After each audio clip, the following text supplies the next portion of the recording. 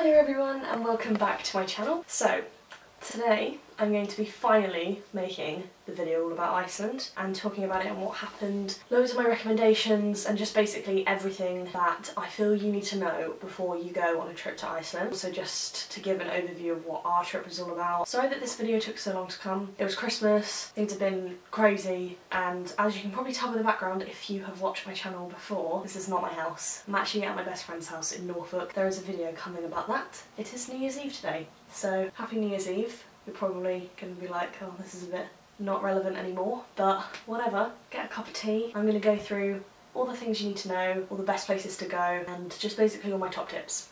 Enjoy! The number one thing you need to do is hire a car.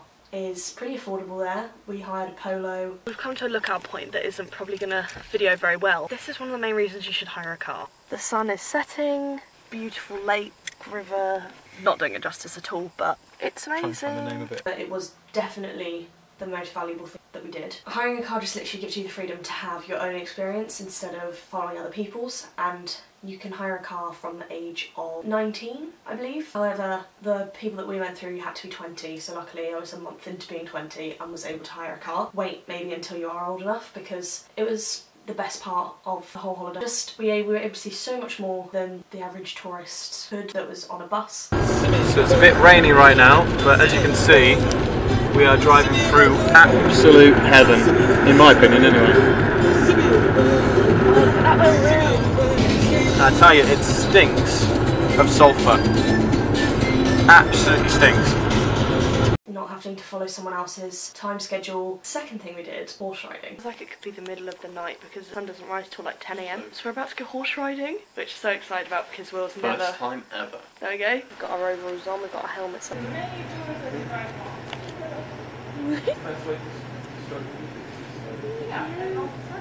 There's 88 horses in here. See?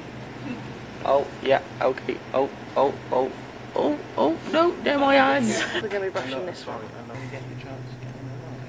No, show soft. Nice, big, strong itch there. Bye-bye. I'm going to go outside, it's going to be so much fun.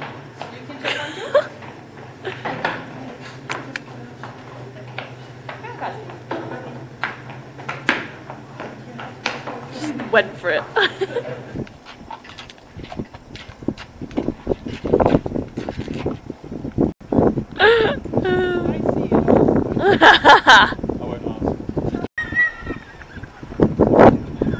They're noisy, aren't they? You haven't had your morning coffee? Yeah, maybe not. How do you feel? Feel alright? Don't care about you, I just... yeah, well...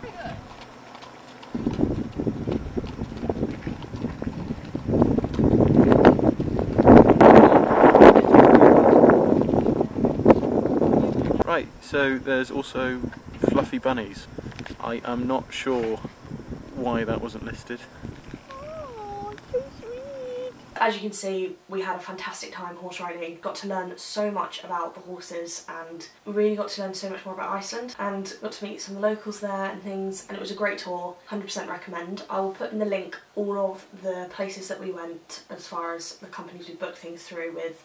Did you know that you cannot bring a horse back into Iceland? You can't bring any horse into Iceland, and you can't bring in their saddles or anything that belongs to any other horse so that diseases aren't spread to existing horses that are there. Thought that was pretty cool, so that's just one for you. The next thing that you should definitely do while you're in Iceland is snowmobiling.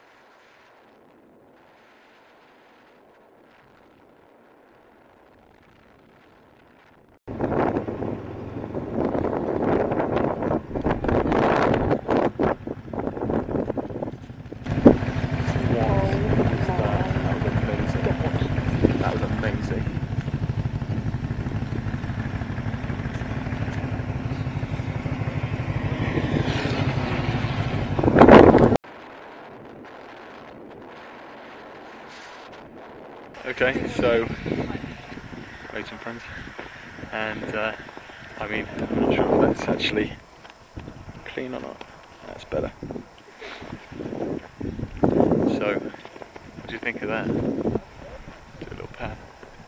Whoa! Oh, that's the best bit.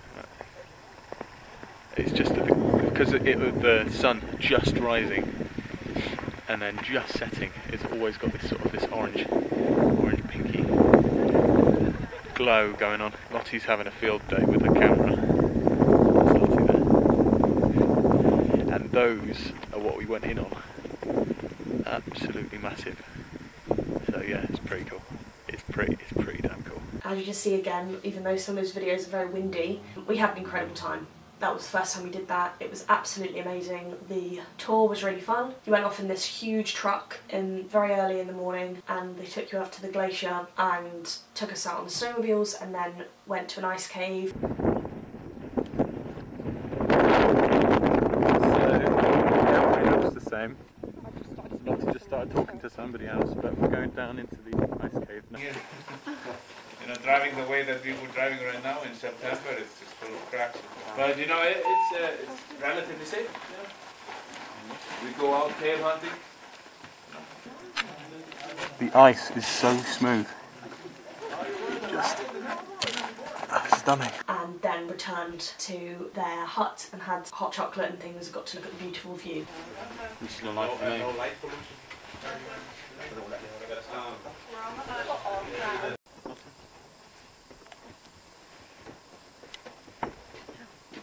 That was amazing. Time to get the fuck out of dogs, man.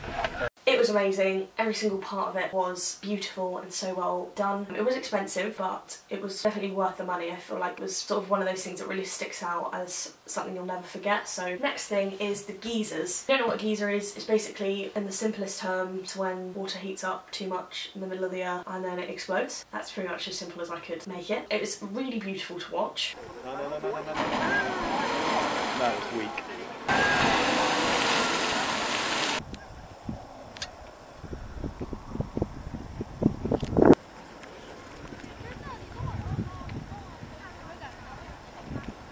First time you see it, it'll probably shock you. I knew it was going to happen, and yet it still made me shocked. And you don't know when it's going to happen, and then suddenly it just does. So every time you watch it, it's exciting. It's free to go to the main geyser. You can literally just walk around and take pictures and see stuff, so that's definitely worth going to. One of the budget-friendly things. You can spend as much time as you want there if you have your hire car, obviously. And they do also have a cafe there. I want to talk about, like, this goes back to really having a car, but all the random things that you just come across when you're driving around the country. Meters, the temperature is above 104. This is stanky. Whoa. I keep sneezing. I keep sneezing. I don't know what's going on. Okay, I actually think I am allergic to sulphur because I've come up in a huge like rash from the Blue Lagoon. So I'm thinking sulphur isn't my best friend. A cheaper alternative to the Blue Lagoon if you want to be scolded. Unfortunately, this camera is absolutely awful, but that is a full moon. Not just that, it looks like a Death Star. You're such a nerd. Walk here, kids. No walking. Yeah, I don't think I bring my children here. That's probably why this isn't massively tourism. Tourism? Right. Coming down cold from the glacier, and then it turns into this when it gets mixed up with the stuff coming from the, because of how hot the ground is, yeah. Oh my god. This is the thing. We were just on our way back from the Blue Lagoon, and I was like, oh, that looks quite cool. And then we came across this. Just look at that. All to ourselves. Honestly, maybe the video isn't doing it justice, but this is so worth coming to. It's like being on Mars. Unfortunately, this camera is like about how awful. This is the real deal. Come here. I'm going up here. Get a car, come here, do it. This is the highest point that you can get to safely. It was just so colourful, and we were there when the sun was setting, and it was just so beautiful. All the blue and everything. Sulphur does smell disgusting, by the way, I'll just say. absolutely vile. Okay, the next thing I want to talk about is food. So Reykjavik, where we were staying, is the capital of Iceland, and it's probably the best place for being able to get food because there's lots of options. I've heard that in other areas of the country that it's isolated and so the food is not as good. That's just what I've heard. Obviously that's not going to represent the whole country, but I have heard that it's more expensive and it's already so extortionate. Prices are absolutely insane food, so be ready for that. Most nights Will and I just shared something, but when we first arrived we went to Jamie Oliver's restaurant. I'm currently in a Jamie's Italian restaurant. Because we thought we'd be really cultured. We're in Iceland and we're at a Jamie's, but it looks exceptional. Yeah. Quite a lot of the places here do sell the same sort of things: pizza, burgers, yeah, it's all fish like and chips, yeah. stuff like that. So, you know, you might as well just go with what you know. Yeah. Really. That was cool.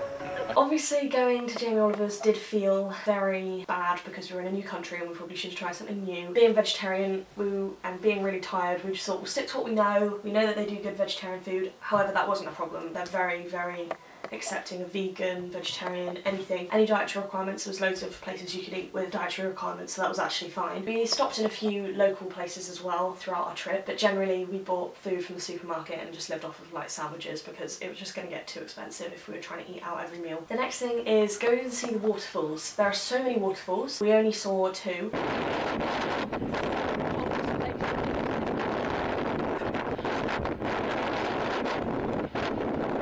And that was really amazing, it was absolutely amazing, but we also went to a slightly less popular one. Where have we come to, Will? Faxifoss. It was written down by a tour guide. It's not off the beaten track, but it's that's backwards, isn't it? I don't know. Faxifoss. So that's where we're going now. Hopefully it's got nothing to do with faxes and accounting. Hopefully it's just a waterfall. That's incredible. No admin anyway. And that was also amazing. There was really no one there, so it was just us, and it was really, really lovely and a lot less cold. The next thing, and it is something that obviously is a tourist trap, but it is definitely one of the main things you should do when you're in Iceland, is go to the Blue Lagoon. Stunning.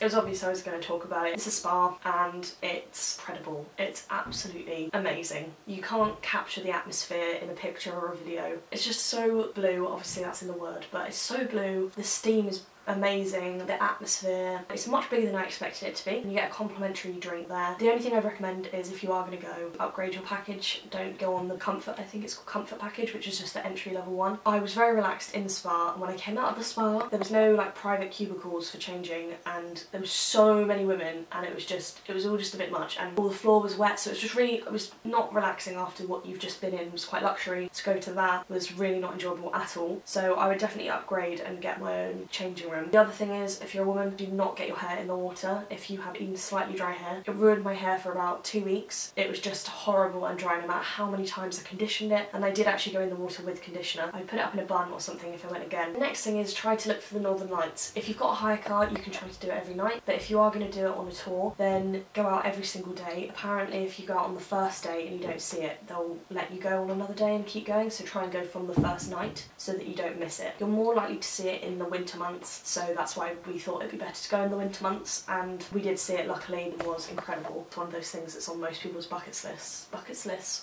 lists. So I guess really, do I regret going on a budget? No, definitely not. However, watching these types of videos definitely helped me know and be prepared for the costs that were going to happen when I was there. I pre-booked trips. It's not really a country that I'd recommend just turning up. My absolute #1 tip for if I would go again for anyone would be to not stay in one place. I would move across to try and see more of the island because it's much bigger than I assumed it was going to be. It's about 12 hours I think across the whole island, so it is a big place, and I wanted to go down the other end but it was just too far as the sunlight was only between 11:30 and 4 in the winter, so you didn't have much time to try and get there and see everything. Thank you so much for watching, and people have asked for this video, so thank you for being patient, and should be back to normal with recording and things now, hopefully. And if you have any questions at all, please don't hesitate to ask. I will respond to any question. Thank you, goodbye!